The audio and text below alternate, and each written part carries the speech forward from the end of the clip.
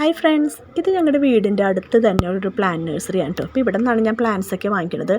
നാടൻ പെറ്റൂണിയയുടെ ഒരു തൈ വാങ്ങിക്കാൻ വേണ്ടിയാണ് കേട്ടോ പോയത്. പക്ഷേ അതവിടെ സ്റ്റോക്ക് ഉണ്ടായിരുന്നില്ല. അപ്പോൾ വിൻക പ്ലാന്റിൻ്റെ ഒരു ശേഖരം തന്നെ ഇവിടെ ഉണ്ട് കേട്ടോ. കുറേ കളക്ഷൻസ് ഉണ്ട്. ഞാൻ ഇവിടെ നിന്നാണ് വീട്ടിൽ വിൻക പ്ലാന്റൊക്കെ വാങ്ങിച്ച് നടുന്നത്. പിന്നെ പെറ്റൂണിയയുടെ അതേ ഹൈബ്രിഡ് വെറൈറ്റി ഉണ്ട്. അതെനിക്ക് വേണ്ട, കാരണം അത് ഞാൻ ഇവിടെ നിന്ന് വാങ്ങിച്ച് നട്ടിട്ട് പിടിച്ചില്ല കേട്ടോ. പിന്നെ ബ്ലോസത്തിൻ്റെയും ലന്താന പ്ലാന്റ് അതൊക്കെ ഉണ്ട്. ഈ കാണുന്ന പ്ലാന്റ് ഫ്ലവറിങ് പ്ലാന്റ് വാങ്ങിച്ച് വെച്ചിട്ട് ഒരു കാര്യമില്ല കേട്ടോ. നമ്മുടെ നാട്ടിലത് പിടിക്കാൻ ചാൻസ് വളരെ കുറവാണ്. അപ്പോൾ ആ ചേട്ടൻ ഇത് വാങ്ങിക്കുന്നൊക്കെ പറഞ്ഞ് എന്നോട് കാണിച്ചു. പിന്നെ ഈ നഴ്സറിയുടെ പ്രത്യേകത എന്ന് പറഞ്ഞു കഴിഞ്ഞാൽ ഇവിടെ എല്ലാവരും കവറിലായിട്ട് സ്മോൾ സൈസിലായിട്ടുള്ള പ്ലാന്റ്സ് ആണ് ഇവിടെ കൂടുതലും അവർ സെയിൽ ചെയ്യാൻ വേണ്ടി വെച്ചേക്കണത്. വലിയ പ്ലാന്റ് കുറച്ച് വലുതാക്കി അങ്ങനെ വിൽക്കാൻ അവർ വെക്കുന്നില്ല. കാരണം നമുക്ക് റേറ്റ് കുറവിന് കിട്ടും. പക്ഷേ അത് വളർത്തി നമ്മൾ എടുക്കണം.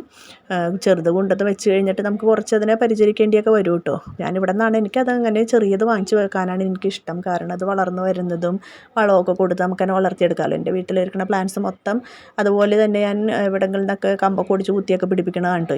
ഈ നഴ്സറിയിൽ നിന്നാണ് ഞാൻ വിൻക പ്ലാന്റൊക്കെ വാങ്ങിക്കണത് കേട്ടോ. അപ്പോൾ ഇതൊക്കെ ഇത്തിരി റേറ്റ് കൂടിയതാണ്. അതൊന്നും നമുക്ക് വാങ്ങിക്കാൻ പറ്റത്തില്ല.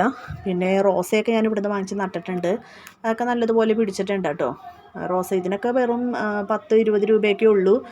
പിന്നെ ഇത് മൈസൂർ ജമന്തിയാണ്. ഇത് ഗ്രൗണ്ട് ഓർക്കിഡ്. ഇത് ശ്രീലങ്കൻ ജാസ്മിനാണ് കേട്ടോ. ഇത് ഞാൻ വാങ്ങിച്ച് നട്ടിട്ട് എൻ്റെ കയ്യിൽ പിടിച്ചിട്ടോ, നല്ലതുപോലെ പിടിച്ചു. പിന്നെ ബോഗൺവില്ലയുടെയൊക്കെ കുറേ കളക്ഷൻസ് ഉണ്ട് ഇവിടെ. ജമന്തി പൂവാണ്. ഇത് ഞാൻ വാങ്ങിച്ചിട്ടില്ല. അതൊക്കെ നല്ല ഭംഗിയായിട്ട് നിൽക്കുന്ന മെലസ്ഡോമ പ്ലാന്റിൻ്റെ വൈറ്റും പേർപ്പിളും പിന്നെ റോസൊക്കെ ഉണ്ട്. ഇതൊക്കെ ഞാൻ വാങ്ങിച്ചിരുന്നു. പക്ഷേ എൻ്റെ കയ്യിലാകെ പേർപ്പിൾ ഷെയ്ഡ് മാത്രം പിടിച്ചിട്ടുള്ളൂ. വൈറ്റൊക്കെ ചീത്തായി പോയി. അങ്ങനെ കാക്കപ്പൂവിൻ്റെയൊക്കെ കുറേ കളക്ഷൻസ് ഉണ്ട് കേട്ടോ. അപ്പോൾ ഞാൻ വാങ്ങിക്കാൻ വന്ന സാധനം എനിക്ക് കിട്ടിയില്ല. പിന്നെ അതുപോലെ ഞാൻ വിൻക പ്ലാന്റിൻ്റെ ഒരു ഡാർക്ക് പിങ്ക് ഷെയ്ഡിൽ വരുന്നൊരു പ്ലാന്റ് വാങ്ങിച്ചു. അതിന് 20 രൂപയുള്ളൂ കേട്ടോ ഒരു ഇതിൽ വാങ്ങിക്കണേന്. ഇത് നമ്മുടെ ചൈനീസ് ഓറഞ്ചാണേ. ഇതിന് 40 രൂപയുള്ളൂ. ഇത്ര ഉള്ള ഇത് വാങ്ങിച്ചു കഴിഞ്ഞാൽ.